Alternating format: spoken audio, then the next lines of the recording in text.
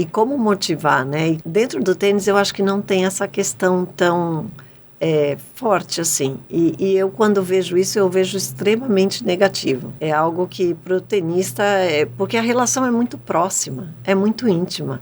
Ali, quando você está falando de um time, está diluído. O Bernardinho mesmo diz também que ele mudou muito a maneira dele ser, porque hoje essa geração é mimimi. Então ele fala que ele é muito mais suave hoje em dia do que ele era quando ele começou. Então, acho que tem um pouco disso da intriga. E eu acho também que tem uma diferença entre o masculino e o feminino. A maneira como você motiva um time feminino de futebol, eu imagino que seja diferente do que um time de futebol masculino. Porque são outras motivações, energias. Vem outras emoções aí que vão fazer correr atrás. E eu acho que talvez no feminino seja diferente. Eu não tenho certeza do que eu estou falando, mas eu acredito que a linguagem é um pouco diferente de motivação. Até mesmo no time de masculino, a linguagem pode ser muito mais forte e entendida. Isso eu vi na própria universidade, né? Porque meu filho também jogou tênis na universidade e a Luísa também. Os dois técnicos eram maravilhosos e pessoas que eu admiro muito como profissional. E eu fui assistir um jogo do Arthur e eles perderam a dupla. E assim, era o primeiro jogo que eu estava vendo e o técnico deu uma bronca enorme. E eu queria sair pelo chão. Eu fiquei com vergonha. E eu acho que eles sentiram essa vergonha. E aí eles entraram e falaram, não, a gente vai ganhar hoje. O sistema são 3 duplas e 6 simples. Joga primeiro a dupla, quem ganhar o primeiro ponto, vale 1 ponto. E aí são 3 jogos. E aí eles sabiam que eles tinham 3 jogadores que daria para ganhar e 3 que provável não. Então o técnico já tinha um plano para aquilo. Já sai perdendo. Falou, agora você vai ter que ganhar. E aí foi, assim, uma conversa mais rústica, né? Mais rude. Mas eles responderam bem.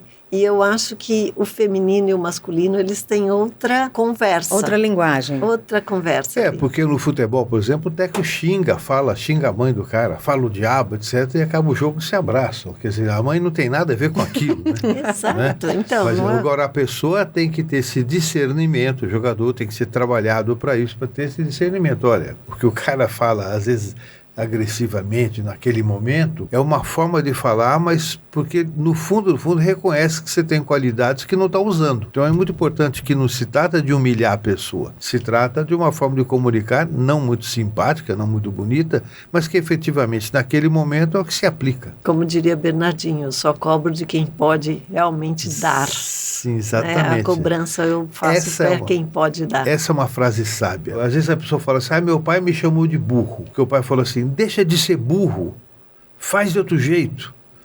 Ele não chamou de burro. Ele está dizendo o seguinte, você está se comportando como tal porque você tem recursos para isso. Né? Você não fala para um cego, pega aquilo que está ali. Né? Mas você fala para uma pessoa que enxerga, deixa de ser cego, cara, até do seu lado. Né? Então é importante ver como que a interpretação que alguns dão é prejudicial, e às vezes num processo terapêutico, num processo de orientação, a gente tem que tomar muito cuidado para não fazer intriga numa frase dessa.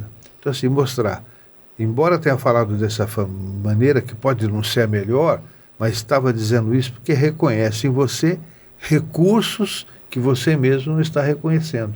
E eu entendo que no preparo de atletas, isso é fundamental, estimular as pessoas a descobrirem recursos delas que por falta de autoconfiança, falta de ousadia, não estão sendo utilizados. E o jogador tem que ter ousadia, tem que ter desafio, mesmo com medo de errar, precisa ter a coragem de tentar, não é? Isso é fundamental. Coragem é uma das grandes palavras do tênis. Eu diria que para você estar nesse meio, você precisa ter muita coragem. E muitas vezes a gente se ressente, né, de um jogador pela falta de coragem. Né? A gente, poxa, mas dava para fazer, por que não fez? Né? Então, a gente como pai, como torcedor, a gente tem isso dentro da gente. Eu acho que é natural do ser humano. Mas a gente também entender que faz parte. E aceitar, assimilar. Eu falo que a gente tem que digerir aquele momento. E muitas vezes eu até comentei que na carreira da Luísa, ao longo do tempo, principalmente quando ela se tornou profissional, hoje, quando eu me sinto muito frustrada por algum acontecimento, eu tento analisar o porquê que eu cheguei nessa frustração, assim, daquela sensação pesada. E aí eu digo que são as memórias, né? Você volta para alguns pontos ali que ficaram sem aquela emoção bem digerida. E faz parte, e aí retoma. Passa como assim, depois que você tem essa conversa com você mesmo e entende onde estava a dor, você consegue passar por aquilo e falar, tá tudo bem, vamos continuar. Então, quais as soluções? E eu acho que a gente tem sempre isso, né? Qual é o próximo passo? Qual a solução? E eu acho que é isso que faz o esportista e, como pais, né? Qual o próximo passo de um filho? O que a gente deseja? O que eles desejam? Né? A gente ter esse linha tênue entre um desejo e o outro é muito longo.